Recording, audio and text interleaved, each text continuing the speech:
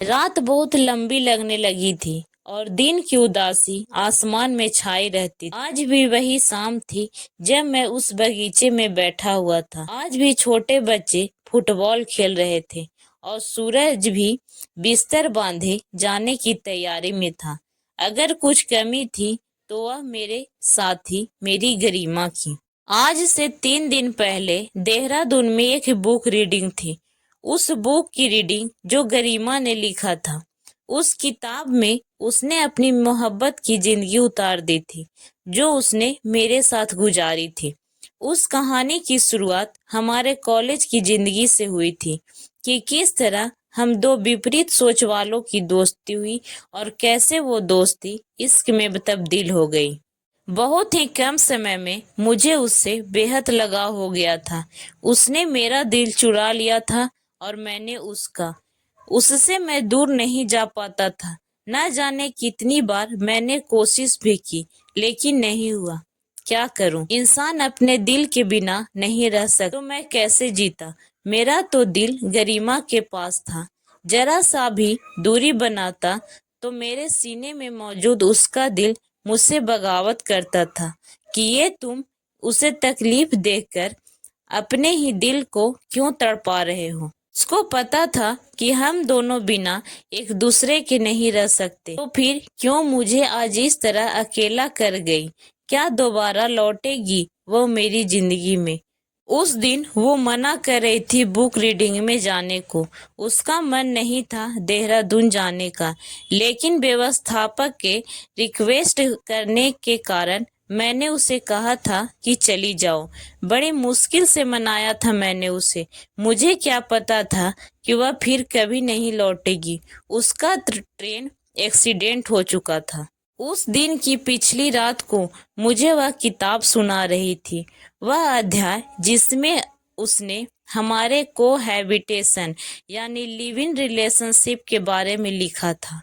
हाँ, हर सुबह मुझे अलार्म से ज्यादा उसकी आवाज से जागना पसंद था। उसको मेरे साथ कंबल में छुपकर पढ़ना और मुझे तंग करना बेहद पसंद था। मैं पढ़ता रहता था और वो मेरे बालों से खेलती रहती थी। मैं तंग आ जाता था तो वह मेरी नाक दबा देती थी। यह भी उसकी पागलपंती ही थी। न जाने कितनी दफा मेरे पैरों पर बैठकर उसने कितनी कहानियां लिखी है। यहाँ तक कि उसने यह भी लिखा कि पार्क में हम साथ जाते थे और हम वहां बैठकर कहानियां मुझे सुनाती थी और मैं उसे निहारता रहता था। सच कहूं तो शायद मुझसे ज्यादा उसने मुझे प्यार किया है। उसने यह भी लिखा है कि एक बार हम कैफे में गए थे जहां हम दोनों ने एक दूसरे की कॉफी को बार बार जूठा किया था। मैं एक घूंट अपनी कप से लेता और दूसरा घूंट उसके कप से, और वह भी यही करती थी। बहुत ही बेहतरीन ढंग से उसने मेरे प्यार को सफेद पन्ने पर नीली स्याही से उतारा और न जाने कितनी बार अपनी पीली ड्रेस पर लिखे मेरे नाम का जिक्र भी किया। उसको पसंद था पीले वस्त्र पहनना, क्योंकि पीले वस्त्रों में मैं उसकी तारीफ किया करता था और उसको पसंद था मेरा उससे प्यार करना।